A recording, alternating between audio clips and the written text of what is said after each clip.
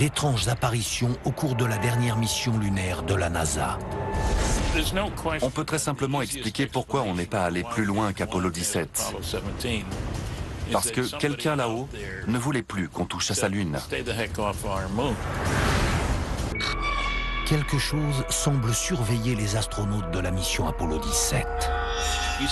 On aperçoit une forme rectangulaire très fine flotter. On dirait presque qu'elle vole même. Les astronautes sont-ils observés? Qu'est-ce qui vole au-dessus du paysage lunaire? Était-ce un avertissement? Pas touche à notre Lune, elle est à nous.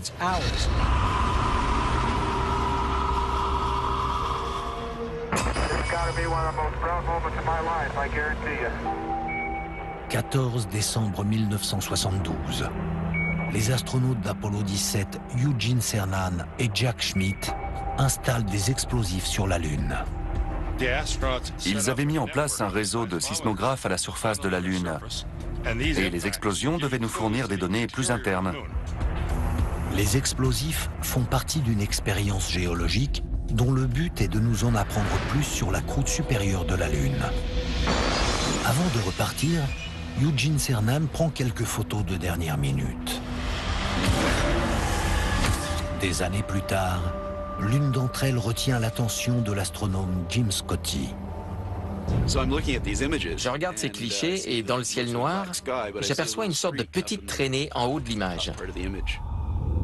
C'est là que je me demande si c'est quelque chose de naturel ou bien de fabriqué par l'homme. Quelle est cette drôle de petite forme rectangulaire qui vole au-dessus de la surface lunaire? Ça ne peut qu'être une espèce de vaisseau, non?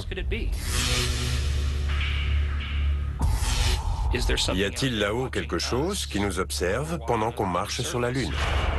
Quand on voit quelque chose qu'on ne reconnaît pas immédiatement, soit on utilise la méthode scientifique, soit on tire des conclusions hâtives.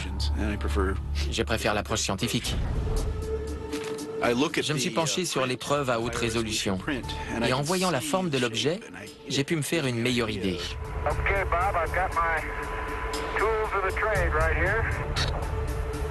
Pour Jim Scotty, c'est Jack Schmitt qui a la réponse. Il avait été choisi par la NASA pour sa formation de géologue.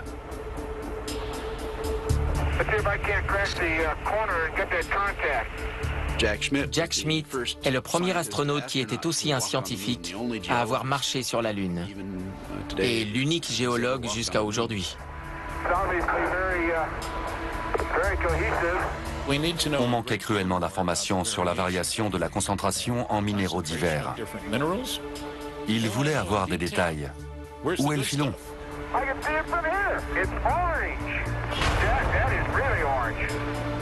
Les astronautes remarquent des signes révélateurs de la présence de titane et autres minéraux.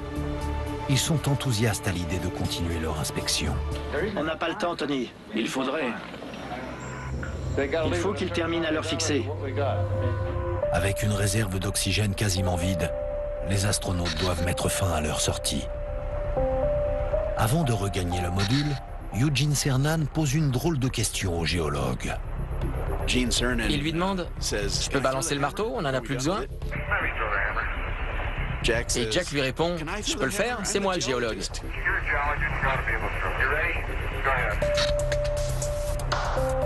Pour Jim Scotty, la clé de l'objet mystère réside dans cette conversation. Ces 3 photos ont été prises par Eugene Cernan avec une caméra qui filmait en noir et blanc. Donc il pourrait très bien avoir pris des photos du marteau en plein vol. Mystère résolu.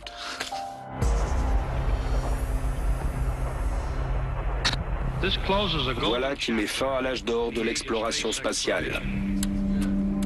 L'homme n'est plus jamais retourné sur la Lune.